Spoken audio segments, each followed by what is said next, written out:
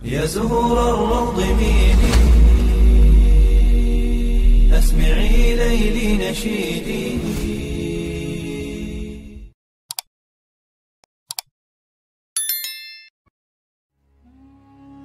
Assalamualaikum warahmatullahi wabarakatuh. Syukur alhamdulillah, dalam kesempatan yang mulia ini kita masih diberikan banyak kenikmatan sehingga kita dapat berjumpa kembali di channel ini. Marilah kita senantiasa bersolawat serta salam kepada junjungan kita semua, yaitu baginda Nabi Muhammad sallallahu alaihi wasallam.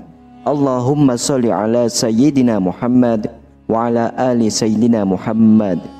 Doa dan harapan saya, semoga sahabatku semuanya selalu diberikan kesehatan, diampuni dosa-dosanya, dikabulkan segala doa dan hajatnya, serta dilapangkan rezekinya oleh Allah Subhanahu wa ta'ala. Amin ya robbal alamin. Sahabatku yang dirahmati Allah Subhanahu wa ta'ala, salat merupakan ibadah yang wajib seorang muslim kerjakan. Seluruh ulama sepakat bahwa amalan yang pertama kali akan dihisab adalah salat. Jika baik salatnya, maka baik pula seluruh amalannya. Namun jika buruk salatnya, maka buruk pula amalannya. Untuk itu kita perlu total dalam melaksanakan salat agar pahala salat menjadi sempurna, baik saat salat wajib maupun saat salat sunnah. Selain harus khusyuk dan menghayati bacaan salat, kita juga wajib memperhatikan pakaian yang digunakan saat sholat. Jangan sampai kita berpakaian asal-asalan saat menghadap Allah Subhanahu wa ta'ala, sementara saat kondangan berpakaian rapi. Sahabatku yang dirahmati Allah, berikut ini adalah 7 kesalahan memakai pakaian saat sholat yang perlu dihindari seorang muslim. Yang pertama adalah kemeja atau pakaian pendek sehingga tersingkap sewaktu sholat. Tidak sedikit dari kaum pria saat ini yang juga mengenakan kemeja ataupun pakaian pendek ketika sholat. Pada saat ruku ataupun sujud, kemeja yang semula menutup celana terangkat ke atas karena terlalu pendek. Pada waktu itulah punggung dan sebagian anggota auratnya terlihat. Jika demikian, aurat yang semula tertutup menjadi terbuka, sedangkan dia sedang ruku atau sujud bersimpu di hadapan Allah Subhanahu wa ta'ala. Semoga Allah Subhanahu wa ta'ala melindungi kita dari perbuatan yang seperti ini.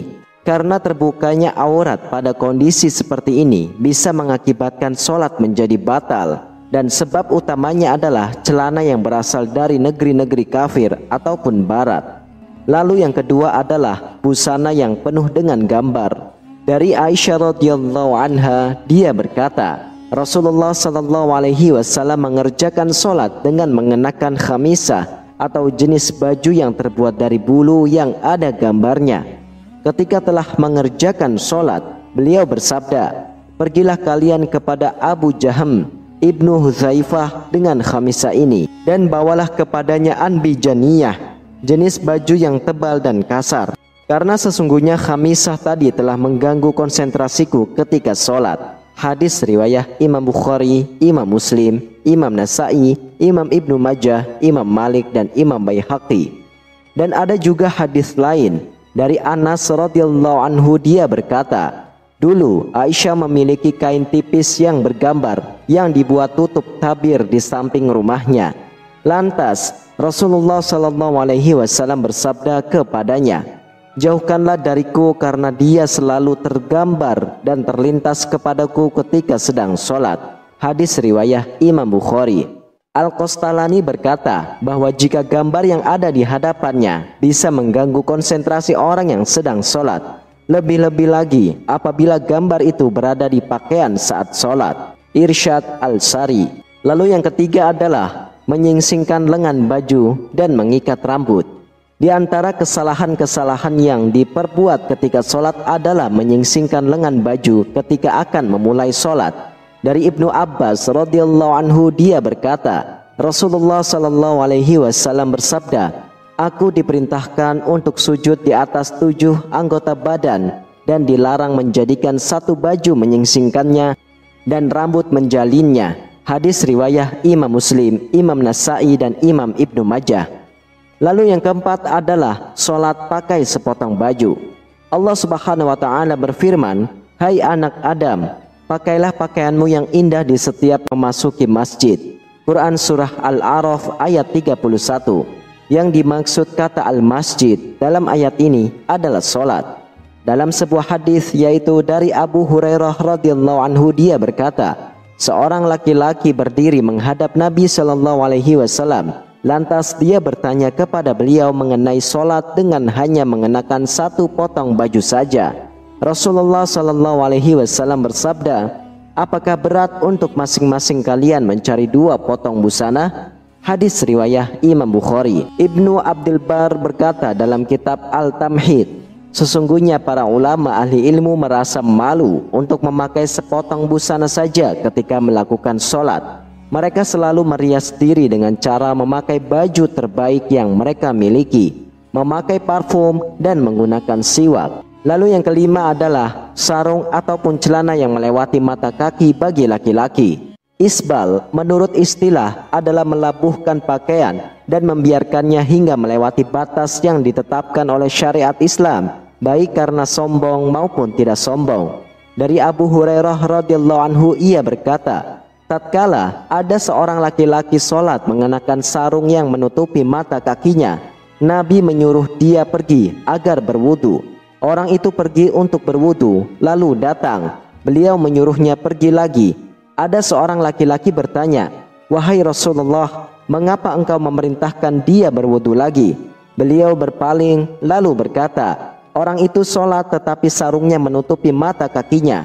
Sesungguhnya Allah tidak menerima sholat seorang laki-laki yang isbal atau sarung ataupun celananya menutupi mata kakinya.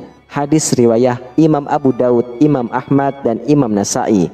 Imam Nawawi berkata, sanadnya sahih menurut kriteria Imam Muslim. Adapun mengenai sholat dalam keadaan demikian, maka para ulama telah berbeda pendapat dalam hal ini. Ada yang menganggap sholatnya tidak sah dan ada pula yang tetap menganggapnya sah. Namun ada sebuah hadis sahih yang berasal dari Ibnu Mas'ud yang selayaknya diketahui oleh mereka yang sholat dalam keadaan seperti ini, agar mereka lebih berhati-hati. Lalu yang keenam adalah baju ketat yang menggambarkan lekuk tubuh. Rasulullah Shallallahu Alaihi Wasallam ketika melihat Jabir bin Abdullah datang kepadanya pada malam hari, lalu dia sholat malam bersamanya. Sedangkan waktu itu dia hanya menyelimutkan pakaian yang sempit sehingga membentuk semua tubuhnya.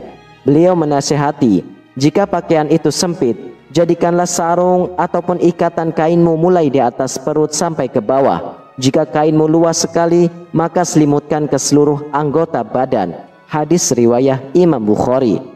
Imam Syafi'i dalam kitabnya yaitu Kitab Al-Um berkata, jika orang sholat memakai baju tipis sehingga kelihatan kulitnya, maka tidak sah sholatnya. Syekh Albani berkata bahwa celana ketat itu mendatangkan 2 macam musibah. Musibah yang pertama, bahwa orang yang memakainya menyerupai orang-orang kafir, sedangkan kaum muslim memang memakai celana, akan tetapi model celana yang lebar dan longgar. Umat Islam baru mengenal celana ketat setelah mereka dijajah bangsa Eropa. Pengaruh buruk itulah yang diwariskan oleh kaum penjajah kepada umat Islam.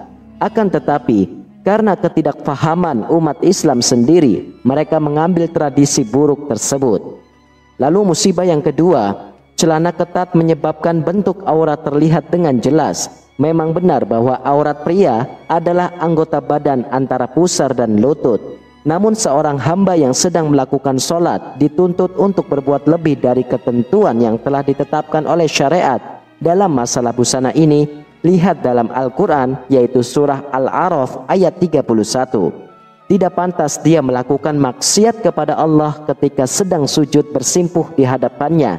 Ketika dia mengenakan celana yang ketat, maka kedua pantatnya akan terbentuk dengan jelas.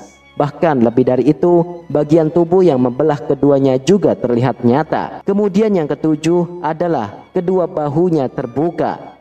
Dari Abu Hurairah radhiyallahu anhu berkata, Rasulullah Shallallahu Alaihi Wasallam bersabda, salah seorang dari kalian tidak boleh sholat dengan satu busana yang di pundaknya tidak ada penutupnya sedikit pun. Dari muttafaq alaih. Wallahu a'lam bishawab. Sahabatku yang dirahmati oleh Allah, Itulah 7 larangan jenis pakaian yang tidak boleh dipakai dalam sholat. Demikianlah hanya ini yang dapat saya bagikan dan sampaikan. Semoga bermanfaat untuk kita semua. Wassalamualaikum warahmatullahi wabarakatuh.